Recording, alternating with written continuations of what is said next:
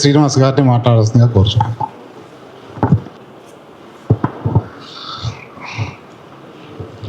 ఉస్మానియా యూనివర్సిటీలో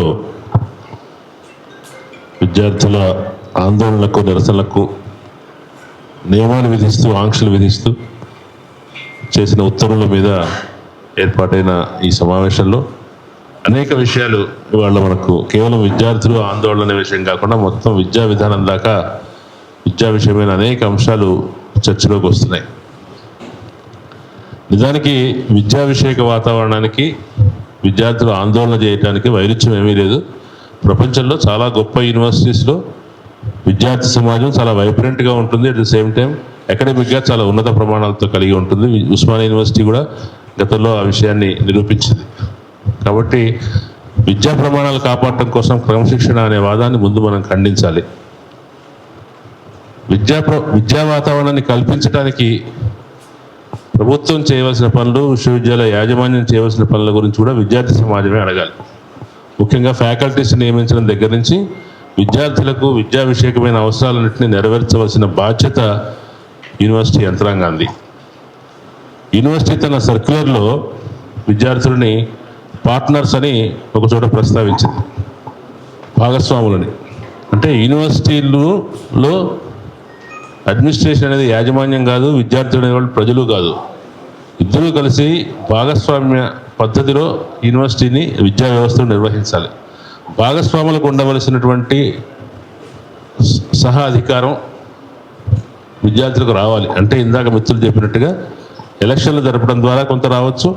యూనివర్సిటీలో ఏదైనా వాళ్ళకి విశ్వవిద్యాలయ అధికారులకు తమ పనులు నిర్వహించడానికి ఆటంకంగా ఏమైనా పరిస్థితులు ఉన్నాయంటే అది విద్యార్థులతో సంప్రదించుకొని నిరసన తెలిపే పద్ధతుల గురించి, పరిష్కరించుకునే పద్ధతుల గురించి ఉమ్మడి అవగాహనకు వచ్చే అవకాశం ఉంటుంది. అటువంటి అవకాశం రావాలంటే విద్యార్థుల నుంచి యూనివర్సిటీ యాజమాన్యంలో ప్రతినిధులు ఉండాలి. సెనేట్ దగ్గర నుంచి యూనివర్సిటీ గవర్నింగ్ బాడీల దగ్గర నుంచి ఉండాలి. అనేక విషయాల్లో యూనివర్సిటీ యంత్రాంగం అనేది విద్యార్థుల ప్రతినిధులతో మాట్లాడి నిర్ణయాలు తీసుకోవాలి. అంటే కేవలం ఈ సర్క్యులర్ నుంచి మొదలుపెట్టి మనం అనేక విషయాల వరకు వెళ్ళగలిగితే మనకు కొంత పరిష్కారం వచ్చే అవకాశం ఉంది. ఇది యూనివర్సిటీ వైస్ ఛాన్సలర్ చేశారా, రిజిస్ట్రార్ చేశారా, రాష్ట్ర ప్రభుత్వం చెప్తే చేశారా, లేదా కేంద్ర ప్రభుత్వం యూజీసీ ప్రమేయం ఉందా, అనేక చాలా ప్రశ్నలు మనకు ముందు వస్తున్నాయి. మొత్తంగా చూస్తే అమెరికా దగ్గర నుంచి మొదలు పెడితే యూనివర్సిటీలని అదుపు చేయటం, యూనివర్సిటీల్లో ప్రజాస్వామిక వాతావరణం లేకుండా చేయటం అనే ప్రయత్నాలు అన్ని చోట్ల రైట్ వింగ్ ప్రభుత్వాలు చేస్తున్నాయి. మరి యూనివర్సిటీలు విద్యా వ్యవస్థ ఉమ్మడి జాబితాలో ఉంది. రాష్ట్రాలకి ఇప్పటికీ కొంత అధికారం ఉంది. ఆ అధికారాన్ని తీసుకోవడానికి కేంద్ర ప్రభుత్వం చాలా ప్రయత్నాలు చేస్తుంది. కాబట్టి యూజీసీ ద్వారా యూనివర్సిటీల నిర్వహణ మీద కొంత ఒత్తిడి తెచ్చే ప్రయత్నం కేంద్ర ప్రభుత్వం చేస్తుంది. మరి ఆ ప్రయత్నంలో భాగంగా ఇటువంటి ఆంక్షలు చేసి కేంద్ర ప్రభుత్వం దృష్టిలో పడాలని, మెప్పు పొందాలని ప్రయత్నం చేస్తున్నారా, లేకపోతే యాదృచ్ఛికంగా జరిగిందా? జరిగి ఇంత గొడవ అవుతున్నప్పుడు రేవంత్ రెడ్డి ప్రభుత్వం ఎందుకు దాని మీద చర్య తీసుకోవడం కానీ, మందలించడం కానీ, వెనక్కి తీసుకోమని చెప్పడం కానీ చేయలేదు? ఎందుకంటే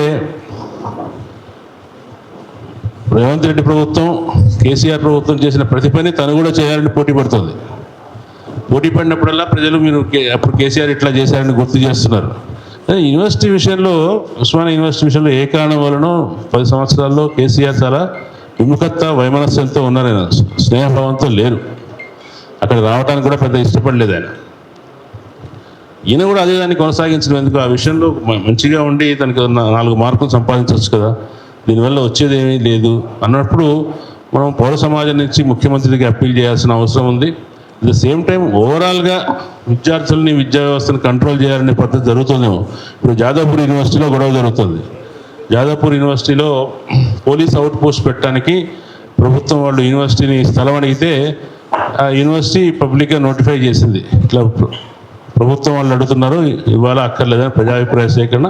అక్కడ విద్యార్థులు, అధ్యాపకులు అందరూ కలిసి జాయింట్ యాక్షన్ కమిటీ అయ్యి ఎట్టి పరిస్థితుల్లోనూ పోలీస్ అవుట్ పోస్ట్ ఉండటానికి వీలు లేదని అక్కడ ఉద్యమం నడుస్తుంది.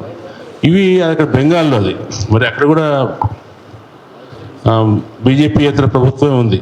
కాబట్టి ఇవి అందరూ అదే దృష్టితో ఆలోచిస్తున్నారా, లేదంటే ఏదైనా ఒక కోఆర్డినేటెడ్ ఎఫర్ట్ ఏదైనా జరుగుతుందా అనేది మనకు తెలియదు. కాబట్టి యూనివర్సిటీల అటానమీని, అకాడమిక్ వాతావరణాన్ని, విద్యార్థుల యొక్క స్వతంత్రతని యూనివర్సిటీ భాగస్వామ్యాన్ని రక్షించుకోవాలి. ఆ రక్షించుకోవడానికి ఒక విస్తృతమైన ఉస్మానియా యూనివర్సిటీ తెలంగాణ ఉద్యమానికి కీలకం కాబట్టి తెలంగాణ ఉద్యమం ఒక స్థావరంలాగా ఉండి, కేంద్ర స్థావరంలాగా ఉండి దాని చుట్టూ తెలంగాణ ఉద్యమం నిర్మాణం అయింది కాబట్టి తెలంగాణ సమాజం అంతా కూడా ఉస్మానియా యూనివర్సిటీని రక్షించుకోవడానికి ఒక ప్రయత్నం చేస్తే బాగుంటుంది.